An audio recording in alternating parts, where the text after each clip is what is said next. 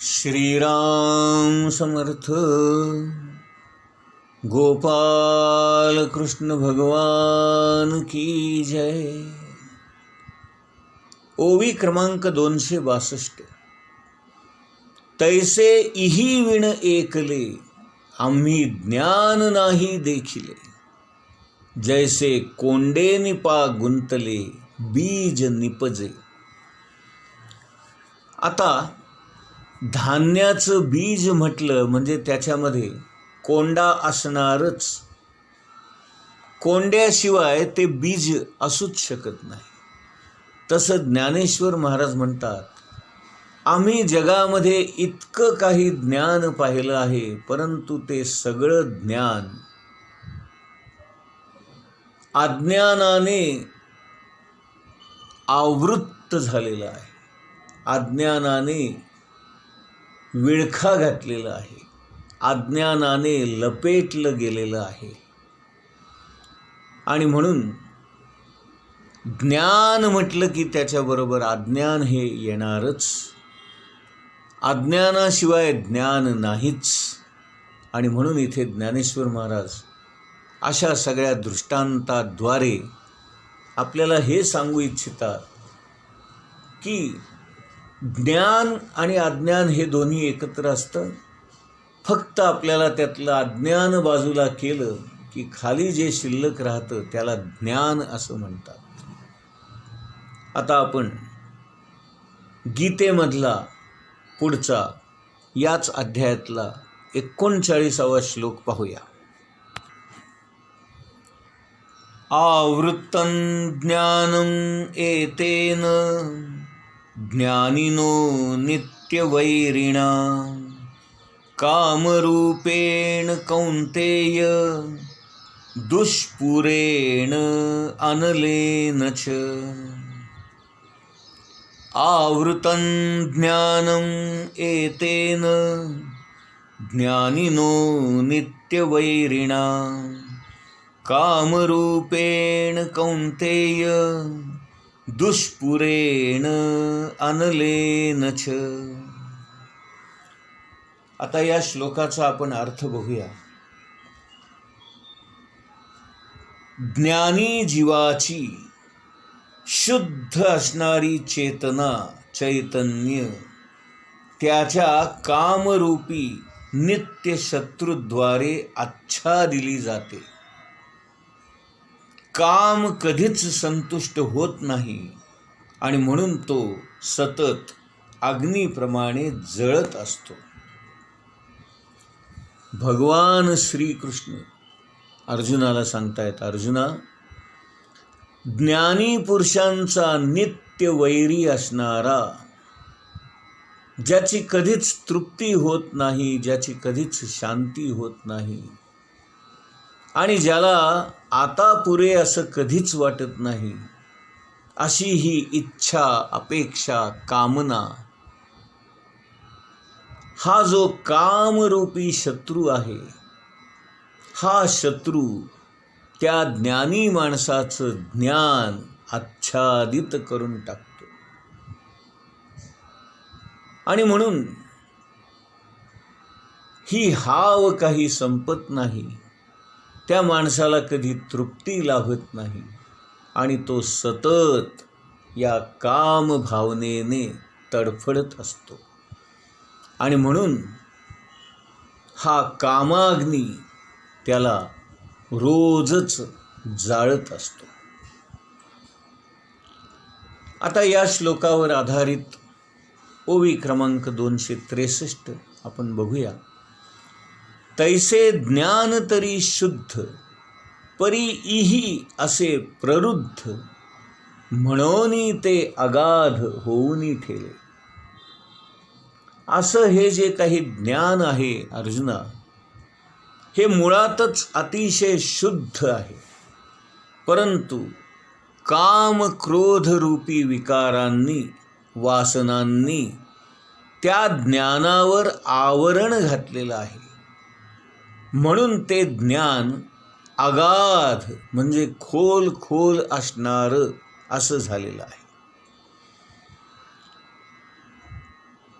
आपल्याला ज्ञान प्राप्त करून घ्यायचं आहे. म्हणजे गीतेला आपल्याला असं सांगायचं आहे की तुम्ही प्रतिभावंत व्हा, ज्ञानी व्हा, साधू व्हा, ईश्वराचे भक्त व्हा.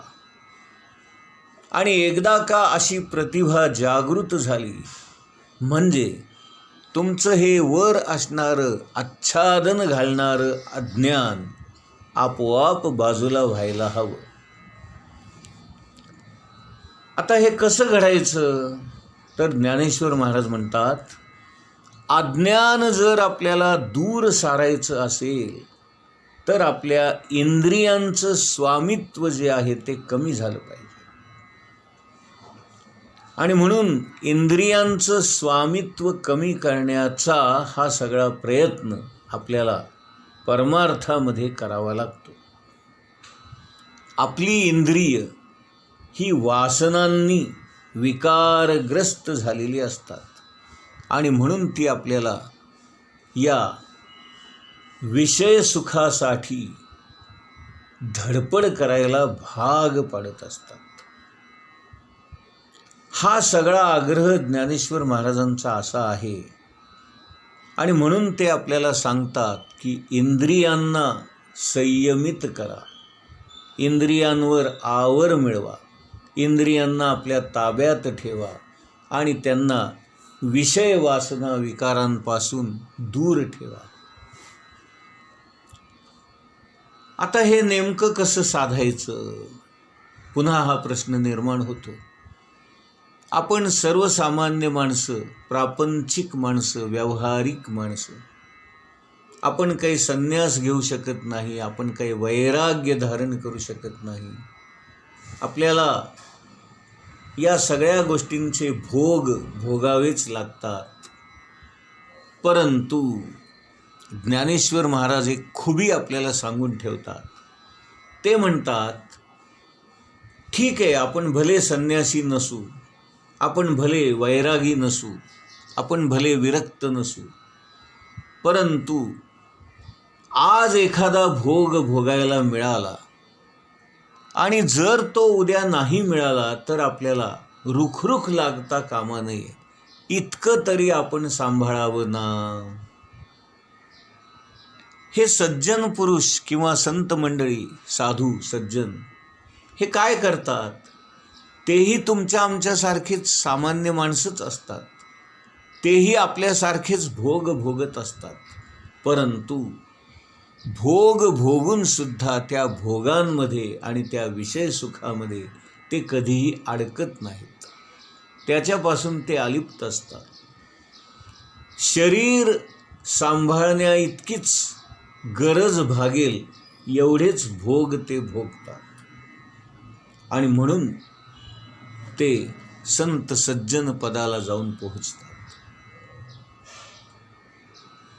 आता असं आहे, बाहेर जर प्रचंड उकाडा असेल, गरमी असेल, तर आपण एअर कंडिशन मशीन चालू करावं.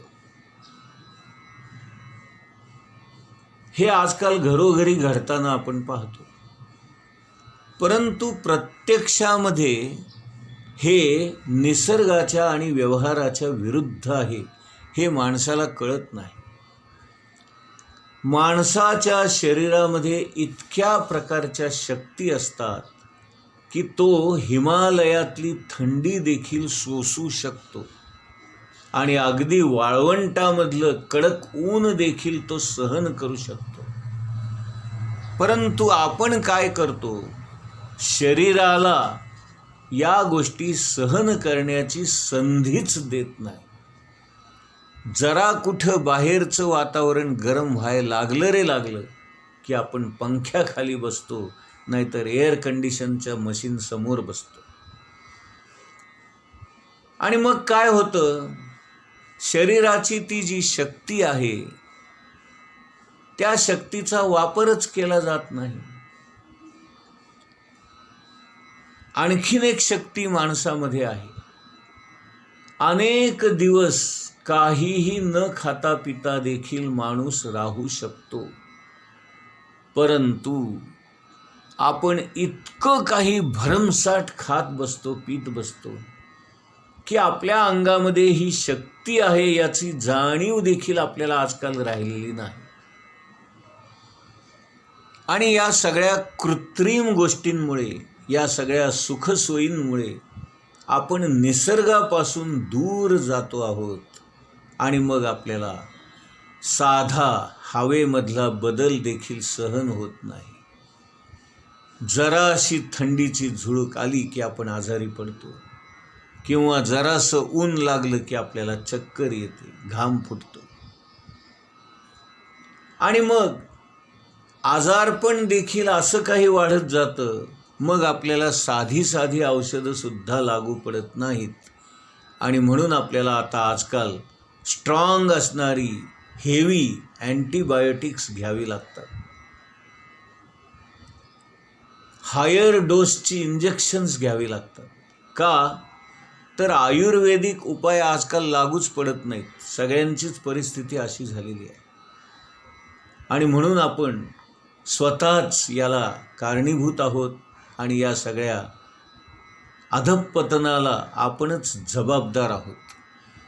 आपण आपलं वागणं इतकं बेताल केलंय आणि निसर्ग नियमांच्या विरुद्ध केलेलं आहे. आणि म्हणून आपण सतत आजारी पडतो.